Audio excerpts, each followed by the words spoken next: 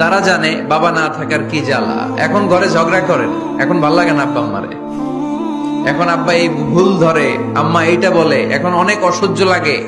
তো যেদিন চলে যাবে ওই দিন বুঝতে পারবেন মাথার উপর থেকে ছাতাটা নাই হয়ে গেছে, বটবৃক্ষটা চলে গিয়েছে, আর উপদেশ দেওয়ার মতো কেউ নাই, কাছে আগলে রাখার মতো কেউ নাই।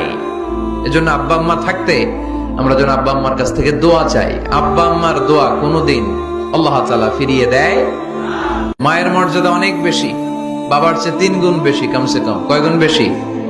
মা মা মা, তারপর বাবা।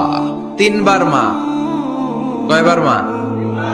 একবার বাবা। তার মানে মাকে ইসলাম দিয়েছে স্বর্ণ পদক, দিয়েছে রৌপ্য পদক, দিয়েছে ব্রোঞ্জ পদক, আর বাবাকে দিয়েছে সান্ত্বনা পুরস্কার।